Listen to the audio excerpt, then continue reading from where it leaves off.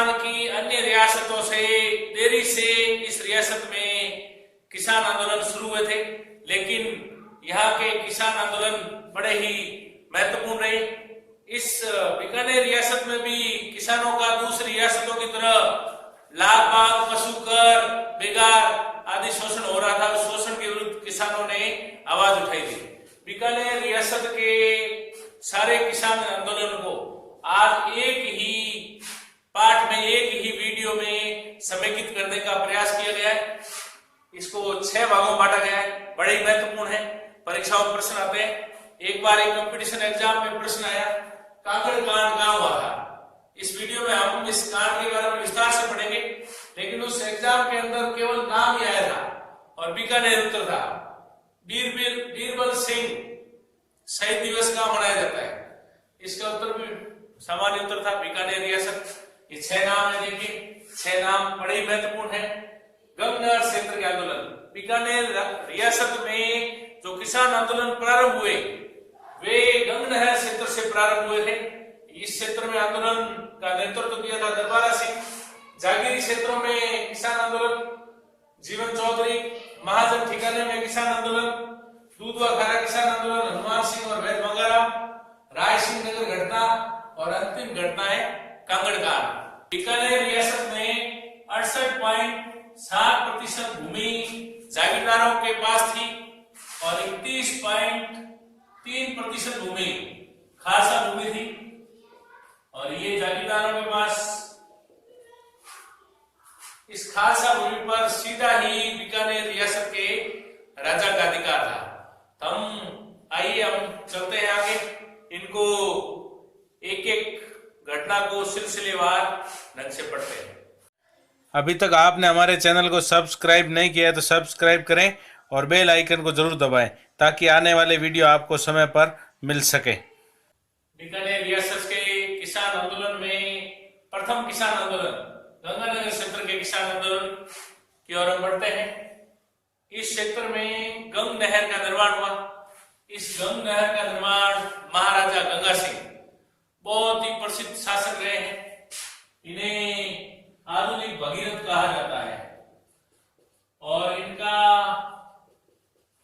कार्यकाल सन 1888 से 1943 ईस्वी तक रहा। ये अंग्रेजों के शासन काल में बहुत ही प्रसिद्ध शासक रहे और इन्होंने इनका बहुत बड़ा कार्य गंग नहर का निर्माण, गंग नहर का शिलान्यास 5 दिसंबर 1925 को किया गया और 26 अक्टूबर 1927 से गंग नहर विधिवत रूप से शुरू हो गई। अब इस गंगानगर इलाके में या गंग नहर से सिंचाई वाले इलाके में पंजाब से किसानों को ला कर बसाया गया था। अर्थात बीकानेर क्षेत्र में जो किसान आंदोलन प्रारंभ हुए वे पंजाब के किसानों ने शुरू किए। पंजाब के किसान इस गंग नहर इलाके में आकर बस गए और इन्होंने अप्रैल 1929 में जमींदार एसोसिएशन का गठन किया और इसका अध्यक्ष बनाया गया दरबारा सिंह को। दरबारा सिंह को अध्यक्ष बनाया गया और 10 मई 1929 को इनकी बैठक हुई गंगानगर में और इस बैठक में इन्होंने किसानों की मांगे महाराजा गंगा सिंह के सामने रखी। इस क्षेत्र में किसान आंदोलन होने के या पंजाब के जो किसान आए उन्होंने यहाँ आंदोलन क्यों चलाए, इसके 2 प्रमुख कारण थे। सबसे पहला कारण था आबियाना कर।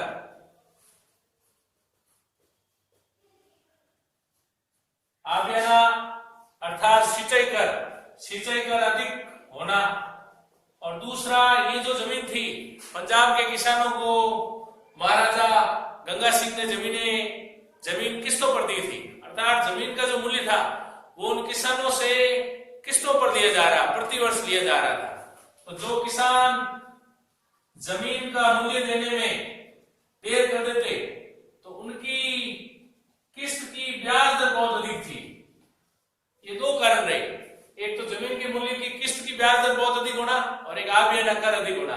इन किसानों ने दरबारा सिंह के नेतृत्व में आंदोलन चलाया तो 1930 से 1934 तक प्रतिवर्ष महाराजा गंगा सिंह ने आबियाना कर की दर को भी घटा दिया और जमीन के मूल्य की जो किस्त की ब्याज दर थी उसको भी उन्होंने लगातार कम किया। इस प्रकार ये किसान आंदोलन, गंगा नहर क्षेत्र का किसान आंदोलन थोड़ा धीमा पड़ा, किंतु 1947 तक ये किसान एसोसिएशन कार्य करती रही। बीकानेर किसान आंदोलन के दूसरे बिंदु जागीरी क्षेत्रों में किसान आंदोलन की ओर बढ़ते। 1934 किसानों ने एक प्रार्थना पत्र महाराजा गंगा सिंह को दिया और उस प्रार्थना पत्र में उन्होंने ऐसा उल्लेख किया कि जब तक लाग बाग और बेगार कम नहीं की जाएगी, बेगार हटाई नहीं जाएगी, तब तक हम लगान नहीं देंगे। महाराजा गंगा सिंह नाराज हुए और उन्होंने लगान न देने को गैर जमानती अपराध बना दिया, अर्थात जो किसान लगान नहीं देगा उसको जेल में डाल दिया जाएगा और किसी प्रकार की जमानत भी नहीं मिलेगी। लाग बाग जागीरी क्षेत्रों में 37 प्रकार की लाग बाग थी, जैसे बिजोलिया में 84 प्रकार की लाग बाग थी, बहुत ज्यादा लाग बाग थी। इस क्षेत्र में भी 37 प्रकार की लाग बाग थी। 1937 में उदासर के किसानों ने किसान नेता जीवन राम चौधरी बीकानेर प्रजामंडल के सहयोग से इन्होंने आंदोलन शुरू किया। महाराजा गंगा सिंह तक अपनी मांगे पहुंचाई और उन्होंने भी यही कहा कि जब तक लगान कम नहीं किया जाएगा तब तक हम लगान नहीं देंगे। महाराजा गंगा सिंह ने दमन चक्र चलाया, किसानों पर लाठियां चलवाई और किसान नेता जीवन राम चौधरी को सरेआम सिपाहियों के द्वारा पिटवाया और काफी अपमानित किया। इस प्रकार इस जागीरी क्षेत्रों में किसान आंदोलन में किसानों को किसी भी प्रकार की सफलता नहीं मिली। बीकानेर किसान आंदोलन का तीसरा बिंदु महाजन ठिकाने का किसान आंदोलन। ये महाजन ठिकाना बीकानेर क्षेत्र का प्रथम श्रेणी का ठिकाना था। इसके ठिकानेदार को विशेष श्रेणी के अधिकार प्राप्त थे। इस ठिकाने के किसानों ने खालसा क्षेत्र जो 31.3% था, उस खालसा क्षेत्र की तरह यहाँ के किसानों ने भी महाराजा गंगा सिंह से मांग की, उनके प्रधानमंत्री को ज्ञापन सौंपा कि खालसा क्षेत्र की तरह हमारे क्षेत्र का भी लगान कम किया जाए। इस क्षेत्र में भू राजस्व और पशुओं को चराने की दर बहुत अधिक थी, तो इन्होंने ज्ञापन सौंपा और ये दोनों कम करने के लिए मांग की। महाराजा तक ये मांग पहुंचाई गई, लेकिन महाराजा उल्टे कुपित हो गए और महाराजा गंगा सिंह ने एक कठोर कार्मिक था भादरा तहसील के तहसीलदार जगन्नाथ जोशी को महाजन ठिकाने का तहसीलदार नियुक्त कर दिया और उनको कठोरता से लगान लेने का हुक्म दे दिया। इस प्रकार महाजन ठिकाने के किसान अपने उद्देश्य में असफल रहे। ये किसान आंदोलन सफलता प्राप्त नहीं कर पाया। चौथे बिंदु की ओर बढ़ेंगे, दूध व खैरा किसान आंदोलन। ये किसान आंदोलन अपने खुद के नाम से भी प्रसिद्ध है। बीकानेर किसान आंदोलन के अंतर्गत भी इसका नाम है और अलग से भी ये बहुत प्रसिद्ध किसान आंदोलन हुआ है। बीकानेर क्षेत्र का सबसे महत्वपूर्ण किसान आंदोलन ये सन 1944 में शुरू हुआ। दूध व खैरा वर्तमान में चूरू में है। दूध व खैरा के ठाकुर सूरजमल थे। इन्होंने जिन किसानों का लगान बाकी रह गया था, सालाना लगान चुका नहीं पा रहे थे, उन किसानों को जमीन से बेदखल कर दिया, उनकी जमीनें छीन ली। तो किसानों ने उनके इस निर्णय का विरोध किया और इस निर्णय में उनका साथ दिया प्रसिद्ध क्रांतिकारी हनुमान सिंह वैद मगाराम। इस आंदोलन में महिलाओं का नेतृत्व वैद मगाराम की बहन हेतुबाई ने किया था। हनुमान सिंह अंग्रेजों की सेना में सिपाही थे, वहां से उन्होंने नौकरी छोड़ के स्वतंत्रता आंदोलन के अंदर स्वतंत्रता सेनानी बन गए और इन्होंने इस आंदोलन का बहुत जोरदार नेतृत्व किया। हनुमान सिंह ने और वैद मगाराम ने अपनी बात महाराजा शार्दुल सिंह तक पहुंचाई, लेकिन शार्दुल सिंह ने कोई कार्रवाई नहीं की। तो सूरजमल और अत्याचारी हो गया, किसानों पर अत्याचार बढ़ा दिए। हनुमान सिंह को जेल में डाल दिया गया। 2 जून 1945 हनुमान सिंह 15 किसानों के एक प्रतिनिधि मंडल के साथ साधु सिंह से बीकानेर हाउस माउंट आबू है। इस माउंट आबू स्थान पर हनुमान सिंह ने किसानों के साथ जाकर शार्दुल सिंह से भेंट की। किसानों का मांग पत्र शार्दुल सिंह को सौंपा। शार्दुल सिंह ने आश्वासन दिया, लेकिन बाद में कोई कार्रवाई नहीं हुई। तो हनुमान सिंह ने किसान आंदोलन की गति तीव्र कर दी। तो शार्दुल सिंह ने हनुमान सिंह को गिरफ्तार करवा दिया।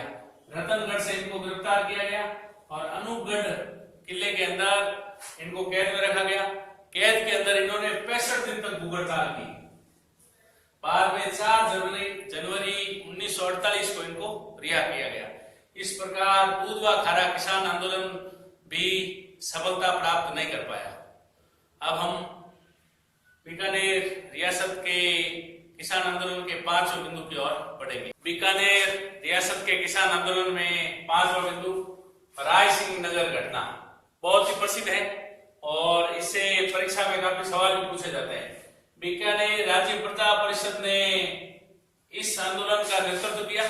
उनके नेतृत्व में राय सिंह नगर में 30 जून और 1 जुलाई 1946 को किसानों का बहुत बड़ा सम्मेलन आयोजित हुआ।